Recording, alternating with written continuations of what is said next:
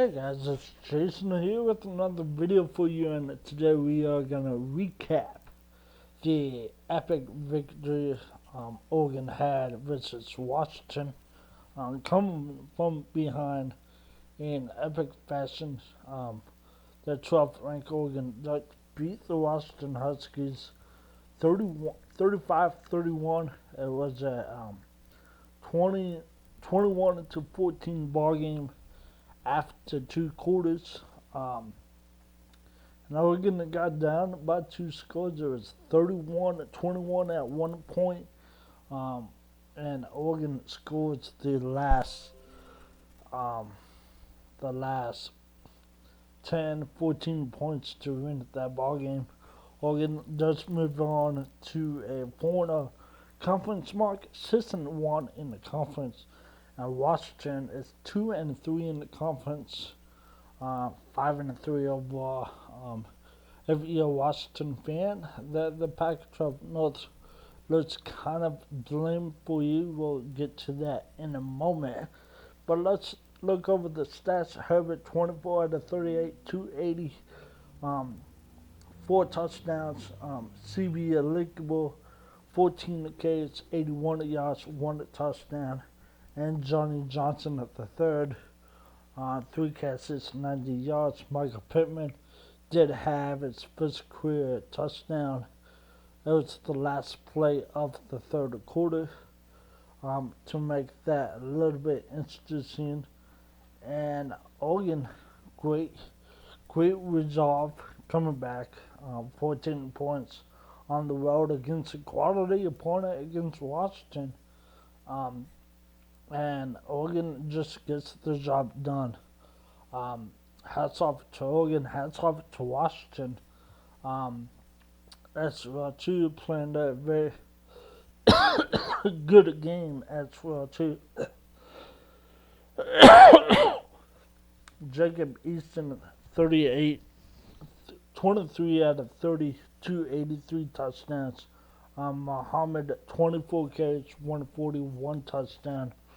And Bryant, that tight end, 3 catches, 65 yards. This ball game was pretty much what you expected. Two rival teams, evening match. You look up down the stat sheet. Both teams, Oregon 5 out of 13 on the third downs. Washington 3 out of 13. Washington 2 out of 3 on fourth down. That last play that Washington had, it was a quick slant trying to get a completion for the first down. It was incomplete. You could argue the Oregon DB was there a little bit early, and they could go both ways. I thought that was a great call. I'm not going to argue it because Oregon won, but I could see why Washington fans were upset. I think the difference in the ball game was Oregon's ability to run the ball, especially in the second half. 130, 154 rushing for Oregon, 125 for Washington. Oregon just really couldn't run it in the first half. They did the first drive, and after that, till they got the second touchdown in the second quarter, Oregon couldn't run the ball. At one point, Justin Herbert was 0 for 7 on his throws. But I think what Justin Herbert really showed everybody was the fact that no matter if the game's not going in his favor, he doesn't press. He doesn't make bad throws. He doesn't put the ball into trouble and whatnot. And that really kept Oregon in this ball game. And I think Jacob Easton as well too. He's an NFL top quarterback. You saw today that you could see both quarterbacks going in the first round. at least in the first two rounds in the NFL draft in 2020. They're going to play on Sundays. Jacob Pearson, he could stay for another year. He's only a junior because he played his freshman year, sat out last year, and not this year. I don't know if Jacob Pearson um, goes to the NFL.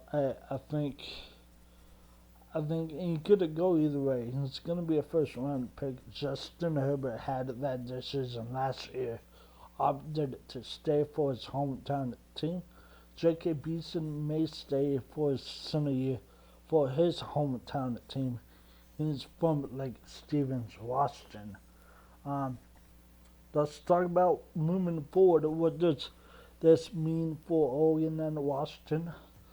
Washington, you got to think that you let this game go. You had a 2-touchdown lead at home, and are just going to put away the Ducks. It's really I Peterson needs to get the same criticism that Cristobal did last year after the Stanford game. You got a 2-touchdown lead at home. You need to close out that ball game.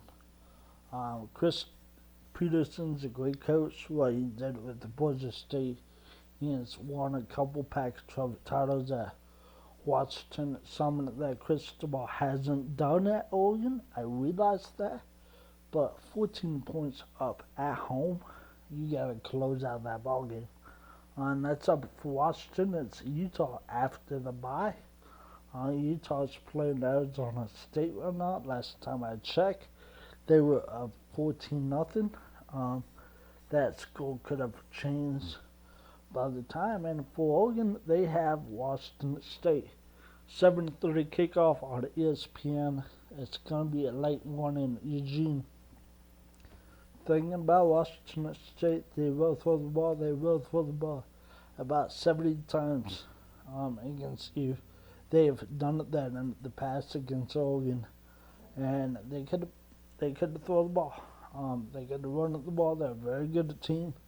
I know the record doesn't show that right now, but Washington State's a very capable team of beating Oregon. They've beat Oregon the last 4 years. So there's a lot to play for Oregon. Oregon is firmly in the driver's seat for the Pac-12 North. They're up on 2 games on everybody. They have the tiebreaker over Cal, over Stanford, over Washington. Oregon State's just 2 games back of Oregon. So who knows? The Civil War might be for the Pac-12 North, but there's a lot of football to play. I know Oregon wants to get to Santa Clara. They still got to come out and play the best football. The defense didn't play the best today. The offense had to bail them out, and that's fine. You're going to have that over the year that one side of the ball doesn't show up, and you got that out of the offense, building out the defense. Defense played a little bit better in the second half. So once again, my name's been Jason. This has been the Humpy Report. And like always, go Ducks.